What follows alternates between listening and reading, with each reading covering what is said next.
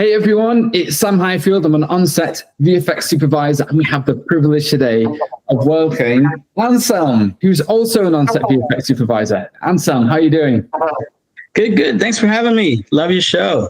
It's nice that to meet another VFX on-set supervisor, because there's not loads of us, and it's do you find it's a bit unusual that we have like one foot in the real world and one foot in the digital world? We bridge the gap. We are the pontifex, if you will. Yeah. In Christian terms, yeah, we were totally between the chairs, which is sometimes bad, sometimes good. From the post world, came into the on-set world. But sometimes you're also a bit of the outcast, I feel like, because production is like, oh yeah, he's post, he's not part of the crew per se. I had that experience as well. Yeah, because it's so different being on set to being on, just on like Nuke or Mayfair or Houdini. It's such a different world, isn't it? There's no revisions, no review at, say 5 p.m. It's whatever happens now is what's going on a film set. Who do you hang around with most? Like camera department, art department? Depends what I need at the moment. I have my own little capture monitor for VFX. That's really near the video village, because I conspire a lot with the script supervisor, because I can make notes. In my humble experience, the VFX notes, the editors rarely ever read them. Where the script you log at the end of the day, they read thoroughly because it's noted which take the director liked, et cetera, et cetera. So if I can sneak in one of my notes into the script you log, the editor will read it. That's one of the first friends I try to make is a script supervisor, because him or her has so much more. Usually they've been on the project far longer than I am. And they have so much more intel in that I can download in 5 minutes than anyone else between the scriptie and the first AD. That would be 5 meetings otherwise. And so I need the script supervisor, long story short. If there is or a very prestigious private video village with famous people and their lawyers and entourage, then I run a 50-foot cable and be by video assist, like the video playback guys, because they can also give me a feed to my own little monitor. So video assist at Video Village. Yeah, I'm the same. I always have my own feed. Video Village trying to peer over someone's shoulder or that kind of thing. It just doesn't work, does it? Yeah, I did that the first couple of years, and until one DP called me an idiot because I was over his shoulder with my DSLR filming what 4 monitors see. Where now I have a decimator, which is a little red box that you feed 4 cameras, and it splits it into a 4 view. And then my monitor has all 4 cameras on a little 7-inch monitor that records everything. As soon as they hit record on the camera, that thing starts recording. And I just swap out memory cards and I have all the takes. I can technically be my own playback, and it helps my notes at the end of the day tremendously, because I can go frame by frame and pick, let's say, the special effects explosion where a guy gets yanked back from the explosion, and I can literally circle the frame. This is the wire, post people. You need to pan out this very frame. And I send a lengthy email with 20 JPEG attachments, frame by frame of the shot, because I recorded the whole day for myself. And just ProRes, nothing fancy. And it's the view that has all the light feed from the camera, which lens it was, sometimes tilt, inclination, all that business that's not in Zolilog that might be displayed on the monitor. I record that along with the footage. And then if anyone has questions what the camera tilt was, it's right there in the video. I usually FTP that to the client at the end of the day, every day. They can just look. So that's great. Oh yeah, no, it's the number one best thing I ever did was to be able to record a feed. And if there's a question and say, hey, we need to go back and do this or change this, why? Because here is why. And you can show them, you can play back video, zoom in like a surgeon, you can be precise. And that changes the decision on set for me. It's like, instead of oh, what's this VFX guy saying is making difficulties, change it to, oh, yeah, we actually need to go and fix this now, because this will create a huge problem for us 2 months down the line in post-production. So yeah, that's probably one of the best things I ever did. And your setup is better than mine, actually, because you can record multiple cameras at the same time. You mentioned Zolilog before. Could you tell us what that is? Yeah, Zoelog is an app that records the metadata from the camera live and can generate PDFs, and you can take screenshots and whatnot. I used to run around like a chicken without a head at the end of the day and take quick photos with my phone of the handwritten camera reports in the analog days. Those days are over because it records the whole day, and in the end of the day you can say create PDF, send as email, and it's fantastic. And the thing is, it's an app that you have to subscribe to. So if you're smart, you tell the post house that that'll be one of your running expenses. Please rent me Zoelog for a month, 3 months, whatever the packages they have. That's fantastic. And speaking of fantastic work, so I was looking at Mayfair Witches. You did some really brilliant work with a miniature dollhouse. Am I Yes. right? And you would, I think the action was to take this doll, so it was a real practical made dollhouse, but then you would take some live action shots and then make them look like they were actually inside the dollhouse. How did you match the camera angle and lighting between those two different, very different? Ideally, in like a film schedule world and budget, you shoot the actors looking into the dollhouse first, and we would put little green screen posts in all the rooms. We would replace with CGI later. And for white shots where nobody's interacting or looking into it, we had the actual rooms built, 3D printed and or on cardboard, and they were there like a dollhouse, and they'd be in camera. But ideally, what you do is you shoot the actors looking into the dollhouse first. You measure all your angles like you would with a camera lens, and then you replicate that on live sets. You have wild walls, right? You take the front wall out so you can look into the whole room. Then you have a techno crane with a camera, and our dollhouse was 1:24 scale. So me and the DP, mostly me, did all the math that where the camera has to be in what angle, how high, how far away, to match the viewing distance of the person looking into the dollhouse, because that's the shot that then gets comped into the miniature dollhouse. It was pretty mind-boggling. Here's the problem. Like I said, on a movie schedule, you would shoot the actors looking into the dollhouse first, then you have all your angles, right? Mm-hmm. On a TV schedule and budget, actor availability is an issue. In 1/3 of the cases, we shot it that way. The other 2/3 we did not. We had to shoot the wild wall, the life-size set first, and we had 3 cranes because we didn't know yet where they're going to look. So we did 45 head-on, 45, shot the whole scene from up, down eye level, same thing, 45 head-on, 45. They gave us 6 plates, and one of them is hopefully how they eventually going to look 2 weeks down the line when we shoot the miniature. So sometimes we had to do it backwards just because the actor wasn't available. They have other obligations. They fall ill, whatever happens live. Ideally, miniature first with actors, and then you know your angles. If not, cover your butt with as many angles as you can. we know like the ideal way to do it, but then the ideal way is often not possible because of scheduling and budget. Let's face it.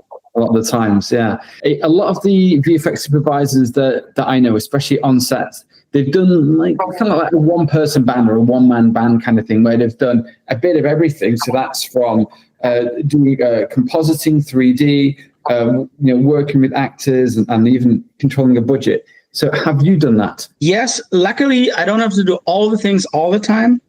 But yeah, being one-man army, guns for hire, 100%.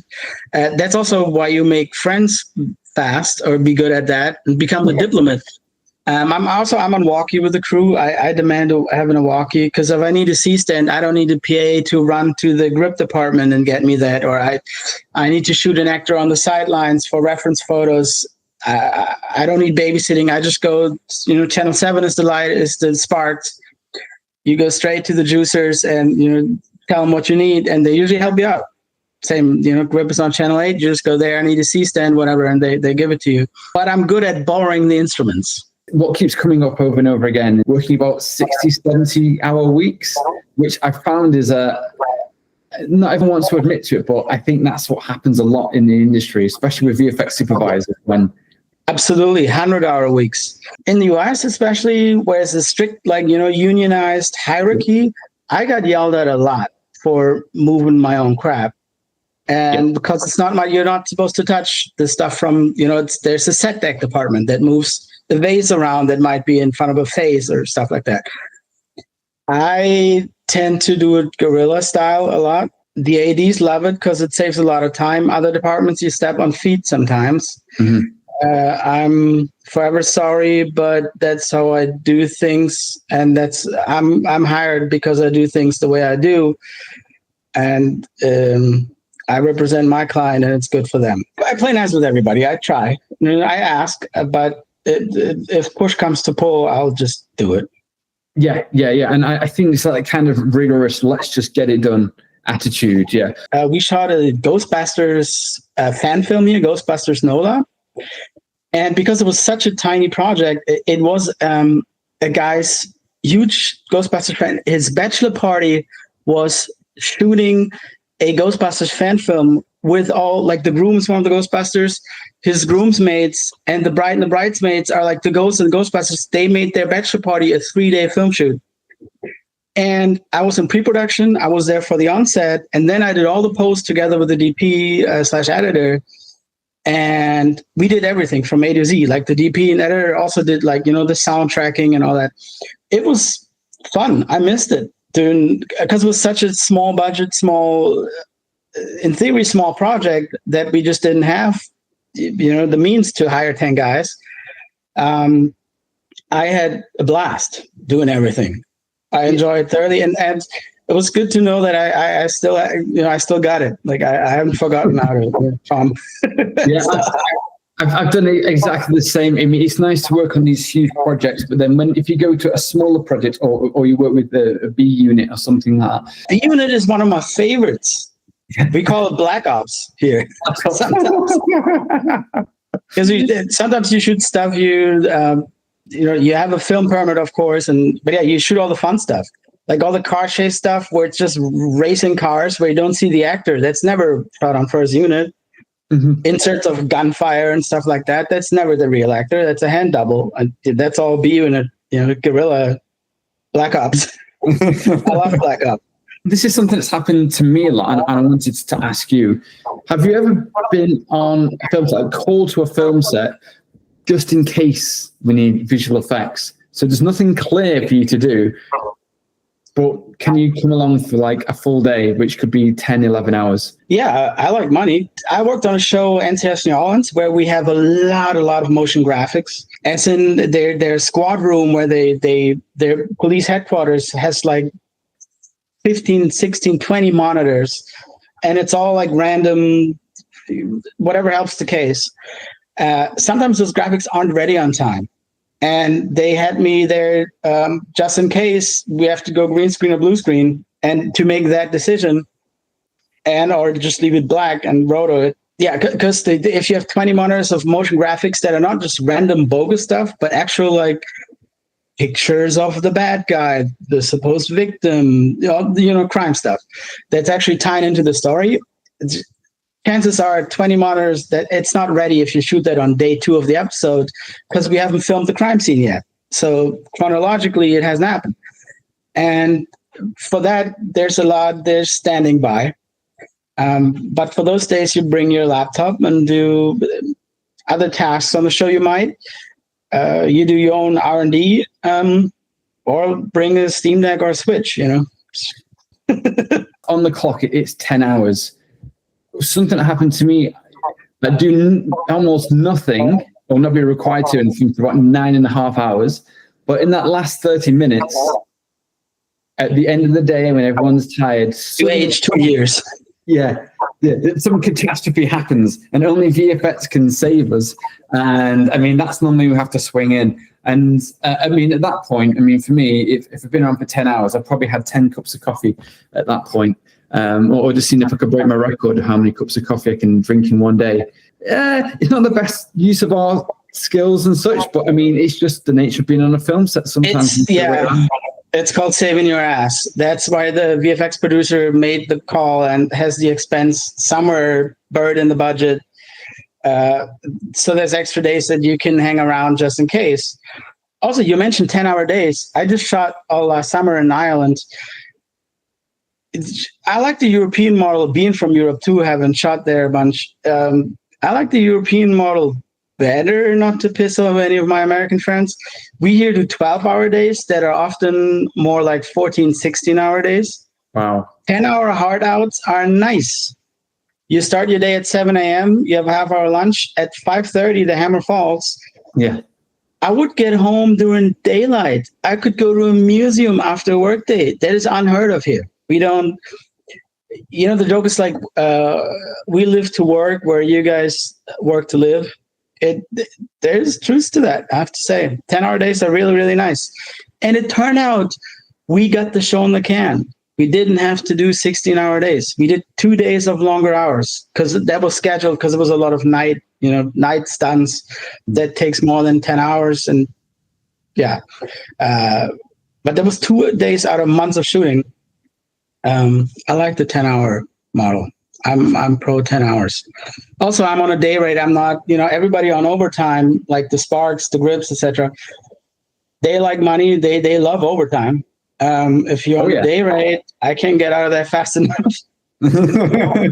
That's not true. I love my job, but you know what I mean. If it's past 10 hours, I start to lose money. Yeah, no, absolutely. I mean, I'm in the same way. I'm always, contracted in as a freelancer to work in these things, and there's been a few cases where it's been really nicely unionized, or the production's just volunteered just to follow everything. So I've been paid overtime.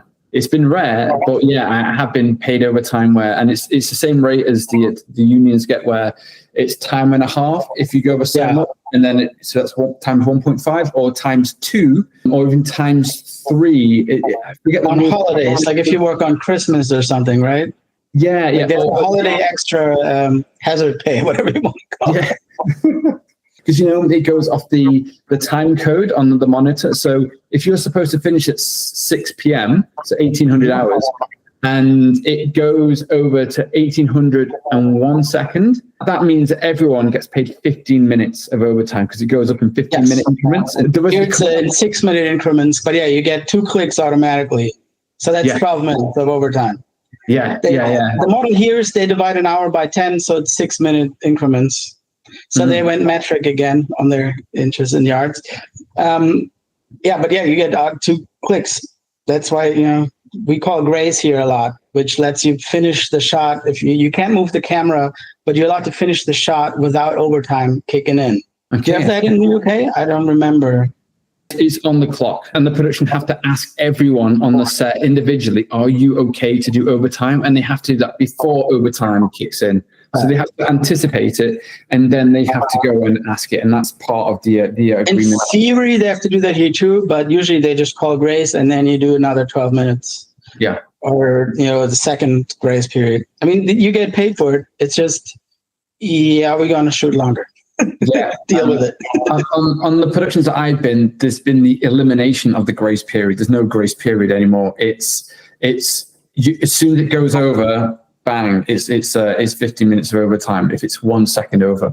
I remember like at 5:30, which was at hour 10, if you start at 7 plus lunch, that wasn't even rap call. They just started to pack their shit. Yeah. It must be nice. I'm for it. Visual effects, they're often invisible on the set. So is there anything that you do to have, say, like practical stand-ins to help the actors with their performances? Yeah. The biggest thing we had on Mayfair Witches was the wolf puppet. There were 4 in total. So in the final product, the wolf is over life size. It's not a werewolf. It's a wolf dog, a more mystical creature, but it's larger than a real dog. That is CGI.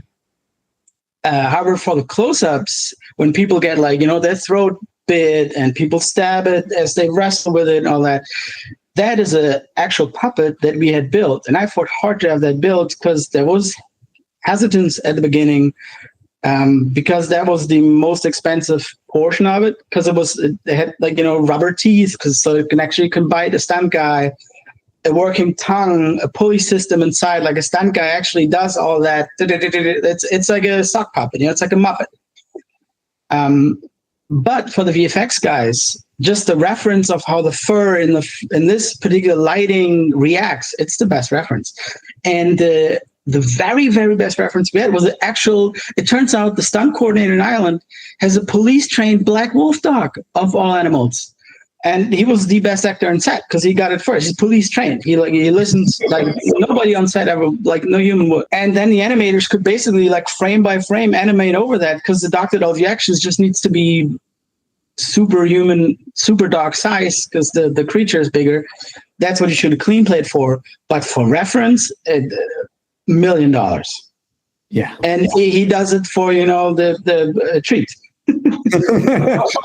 We also had like a grayscale wolf that I would carry through set that had tracking markers for the eyes. Same, just how we have our chrome and gray balls.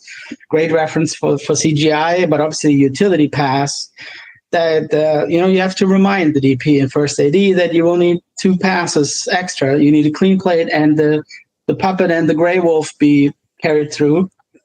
But that was the best example of a live dog, a puppet, and full CGI together. If you cut it, it's the climax of one of the final episodes. We shot it for 10 days. It's 1.5 minutes in the movie, but it's big stunts. It's like it's a battlefield, and the wolf dog on command goes and attacks people, kills people, and then gets killed and stabbed. And all the close-ups is actually a real knife stabbing into the fur. We did that last because we knew we were going to harm the puppet. Yeah. And I fought hard to get this puppet made because they were like, we can just wrap a furniture pad with some fake fur, right? And he stabs that, and it'll look just like that. You will not be happy, I can promise you. And I fought hard. And we had this puppet made in Ireland we found a special effects shop in Dublin that made it in like 10 or 12 days. Wow. Based on our ideas. They came to set, yep, understood. That's what gotcha. And it was fantastic. But otherwise we would have, it would have been made in Los Angeles by the creature shop that we usually use, shipped in a crate. The FedEx cost alone, I don't even want to know. Because it's fragile. It's like, it's like shipping vinyl records or porcelain from A to B. Yeah. It's not cheap or fast or nothing. Yeah, no, we had that made right there. It was great. Is there any particular thing that you like about working on a film set? I like the hands-on aspect of if you ever want to know how a movie is made, that's the best way to like pull back the curtain, if you will, look behind the scenes. I like the hands-on aspect of it. That it's not as glamorous as people think Hollywood is or whatever. It's actually hard work. Hard, honest work to tell a lie. 24 lies a second, right? That is very interesting to me. How much goes into that? How much pre-planning? How much then production? Your average American TV show that's 45 minutes long shoots 8 to 10 days for 45, 42 minutes of content. That's wild to think about how much goes into that. Also justifies why it is as expensive as it is. When I explain to people who've never worked on TV and film, the idea of how long does it take? So you said about 10 days to get a 45-minute episode show out. 8 days of filming or 10 days of filming. I remember a lot of people think, well, if it's about 45 minutes long, maybe it takes 2 or 3 hours. Maybe they have to do a few more takes, and then it literally takes 2 or 3 hours to put a 45-minute episode. No, it takes a lot longer. And we have a saying in the UK, which is your first day on a film set is the most exciting morning ever, but the most boring afternoon, because you realize how much waiting around there is. Yeah, it's like going to we have the DMV, like where you get your driver's license renewed and you pull a number and you wait for 6 hours. So we say it's like going to the DMV with famous people. Yeah.